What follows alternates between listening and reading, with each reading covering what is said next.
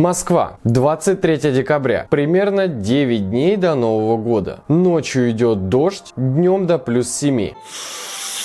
Чем пахнет, а? Чем? Правильно.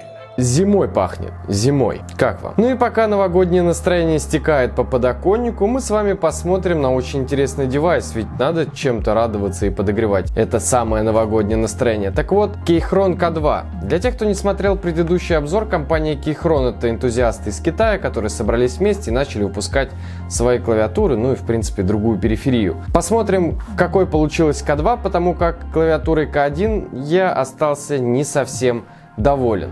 С вами Артем, киберспортивный магазин Fofrag. Погнали!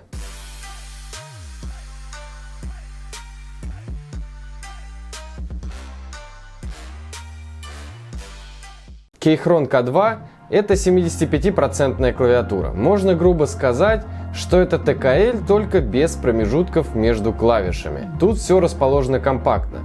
За счет этого клавиатура занимает очень мало места на столе. Грань минимального размера клавиатуры лично для меня, потому как 60%, ну я просто-напросто не могу пользоваться. Я думал, что в идеале для меня была бы ТКЛ-ка, ну и эта клавиатура мне вполне себе подошла. Меньше мне будет трудно. Но есть и обратная сторона медали. Некоторые клавиши тут расположены не на своих местах, и к их положению придется привыкать. К примеру, сразу придется смириться с тем, что F-ки стартуют не над двойкой, а над единицей. Лично я бы перенес клавишу подсветки слева к клавише Escape, и тогда бы F-ки встали на свои места. Но компания Keychron почему-то решила иначе. В общем, раскладка тут не совсем стандартная, ну или же совсем нестандартная, это стоит учитывать. Клавиатура имеет пластиковый корпус, но рамка клавиатуры выполнена из металла. Фактически это просто металлические накладки, которые сверху надеты на пластиковый корпус и прикручены. Их можно снять. Тут все зависит от комплектации. Клавиатура может быть как полностью пластиковая, так и с металлической рамкой, как у меня. Ну и раз заговорили о комплектациях, то клавиатура может быть только с белой подсветкой или с RGB, как у меня. Также клавиатура может быть на синих переключателях, на коричневых или на красных, как у меня. Клавиатура построена на переключателях Gateron. На мой взгляд, это одни из самых топовых свитчей. Ну и так как я люблю линейные переключатели, я попросил сэмпл именно на красных свитчах. Таппинг в клавиатуре очень приятный, вот реально. Тут, конечно, велика заслуга Gateron'ов. Стабилизаторы смазаны с завода, не скрипят, не трещат, не люфтят, работают так, как должны. Все, к чему я могу придраться, это высокий пластиковый полый корпус. Он способствует тому, что клавиатура громковата, корпус резонирует.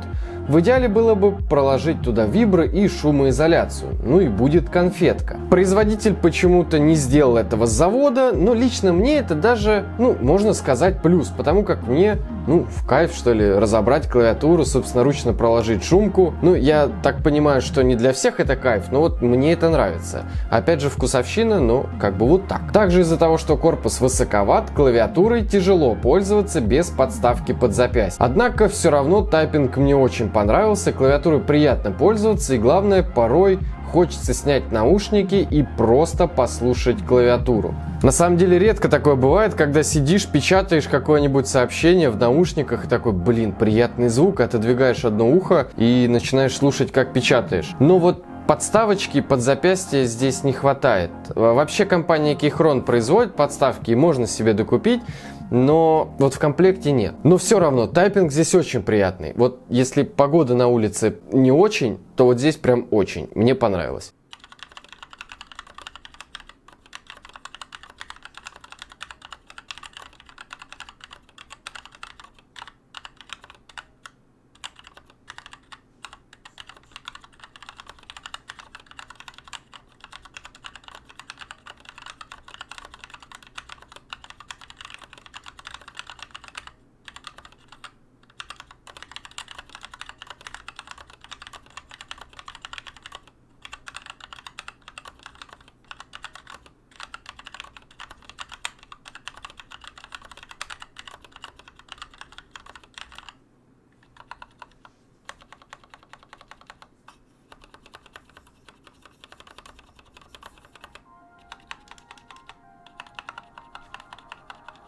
Клавиатура оборудована в моем случае RGB подсветкой. Режимов уйма, переключаются они самой верхней левой кнопкой, а если ее нажать вместе с клавишей FN, то подсветка отключается. Подсветка вообще не такая яркая, как мы привыкли. После обновления прошивки подсветка стала ярче, но все же, ночью ее хорошо видно, она не слепит, а днем подсветка практически не видна. Все потому, что светодиод расположен не в свече, а на самой плате, которая спряталась под металлическим плейтом, в который вмонтированы свечи. Свет от диода идет через специальное отверстие в свече. И пара слов о перепрошивке. Это звучит страшно, но по факту просто скачивается программка с сайта Keychron, запускается и все. И вы хакер, вы перепрошили свою клавиатуру, и пора бы взяться за Пентагон. Ну, наверное. Клавиатура, как и K1, подключается либо по Bluetooth и держит одновременно до 3 девайсов, либо подключается по кабелю. Тут разъем Type-C находится на левой грани, соответственно кабель Type-C тоже в комплекте. Там же переключатель режимов подключения и ползунок совместимости с Mac и Windows. Да, тут так же, как и в клавиатуре K1, есть сменные кейкапы под операционную систему Mac, под операционную систему Windows и, соответственно, есть полная поддержка обеих операционных систем. На дне у клавиатуры расположены 4 резиновые ножки, 2 из которых при этом ножки подъема. Ножки приподнимут клавиатуру примерно на 6-8 градусов пользователю. Однако подставка под запястье, на мой взгляд, все равно нужна. Также ножки в сложном состоянии чуток лифтят, притом одна посильнее другой. Не знаю, будет ли люфт ножек для кого-то проблемой, потому как клавиатура всегда стоит, но сам факт она есть, то есть как бы... Вот она как бы там выпадает, но она так чуть-чуть туда-сюда как бы вот это раз-раз. Софта у клавиатуры нет. На ней изначально предустановлено множество горячих клавиш, таких как переключение рабочих столов, открытие проводника, кнопки мультимедии. Также в клавиатуру вшиты некоторые комбинации клавиш. К примеру, FN плюс S плюс O одновременно, и, кстати, одновременно тоже работает, я проверял, отключает спящий режим на клавиатуре, который способствует тому, что если вы используете клавиатуру по Bluetooth, она там через какое-то время, буквально через минуту, уходит в спящий режим, чтобы экономить заряд батареи. Так вот, первый символ, который вы введете, разбудит клавиатуру, но не отобразится на компьютере. Это порой, неприятно. В итоге отключаете, соответственно, аккумулятор сожрется быстрее. Но это логично. Аккумулятор здесь на 4000 мАч. Вот только что странно, время работы заявлено ровно такое же, как и в K1. А там батарейка была на 2000 мАч. А тут на 4. По логике вещей, если я все правильно понимаю, а иначе просто лыжи не едут, здесь кнопок меньше, чем в K1, соответственно и диодов меньше, но аккумулятор больше, а время автономной работы тоже. Лично я пользовался этой клавиатурой явно больше, чем 10 часов в беспроводном режиме, она спокойно работала, никоим образом не показала, что ей плохо. Здесь есть диод, который указывает заряд батареи. Так вот, мне кажется, просто в спецификациях на сайте, что к модельке K1, что к модельке K2, есть какая-то ошибка, они явно работают дольше, чем 10 часов в беспроводном режиме. Хоть аккумулятор на 4000 мАч, он не делает из клавиатуры кирпич. Весит она 985 грамм в металлическом исполнении, с накладками, и 875 грамм без них. Теперь по выводам. Клавиатура очень приятно выглядит, в первую очередь, о чем я не сказал. Есть, кстати, 2 оранжевых кейкапа, один сюда, но сюда я не стал, потому что так вот красивше, как мне кажется. А может вам кажется, что здесь красивше, тогда ставите 2, либо только сюда, но это вам решать. Кейкапы здесь ABS, не самые дорогие, но при этом вы можете поставить сюда PBT кейкапы, хотя нижний ряд может быть не подойдет, потому что он не совсем стандартный, но выглядит это и в стоке очень приятно, при этом тайпится это тоже очень хорошо. Да поругают меня все любители кастомных клавиатур, я назову эту клавиатуру прям масс-маркет кастом. То есть это клавиатура, которая максимально приближена к недорогому кастомному решению. Но при этом эта клавиатура просто продается в магазине. Ее не надо заказывать, не надо собирать. Мои впечатления кратко. Эта клавиатура мне реально очень понравилась. Пусть она не позиционируется как чисто игровая, нельзя макросы писать, нет софта и так далее. Эта клавиатура такая и рабочая, и игровая, некий компромисс. У вас Mac, у вас Windows, у вас телевизор, я не знаю.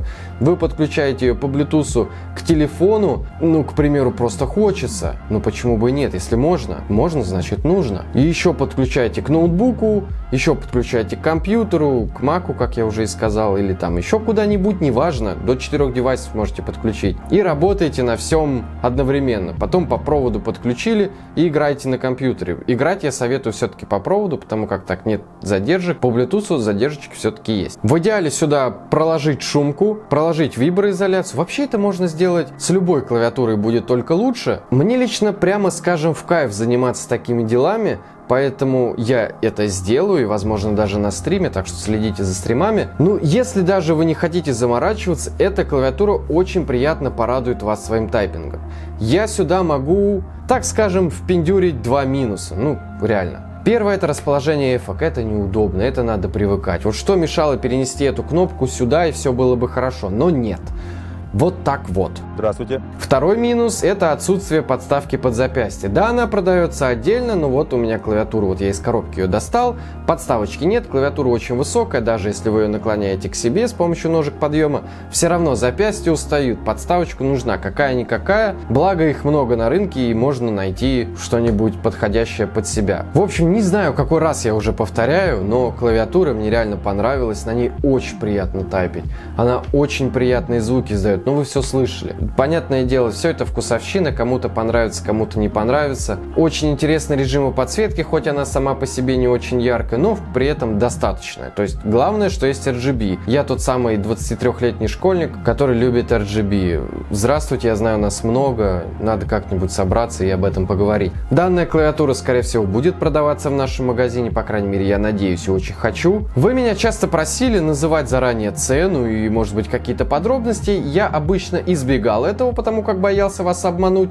Но раз вы так просите, ловите. Но опять же, вся моя информация может быть не точной. Итак, клавиатура, если и появится у нас в продаже, то возможно будет с русской раскладкой, что сразу плюс. И стоимостью будет порядка 6,5-7 тысяч рублей. Где-то плюс-минус в том районе. Я могу обманывать, но вы сами просили называть инфу заранее. Могу ли я рекомендовать эту клавиатуру к покупке? Да, могу. Она очень приятная. Все-таки гатерончики — вещь. Спасибо, что посмотрели этот обзор. Подписывайтесь на канал. Кстати, спасибо вам. Мы в Новый год залетаем с 3000 подписчиков. Надеюсь, в 2021 год мы залетим уже, ну, с пятачком, с таким юбилеем. С наступающим вас Новым годом! Счастья, здоровья, здоровья, счастья, топовых девайсов, годной периферии, чтобы, садясь за компьютер, вы так же, как и я, отодвигали один наушник и слушали, как тайпит ваша клавиатура. К сожалению, погода не способствует новогоднему настроению. Вон оно стекает по окну, по подоконнику и на пол. Но мы сами можем себе устроить новогоднее настроение. Ведь так?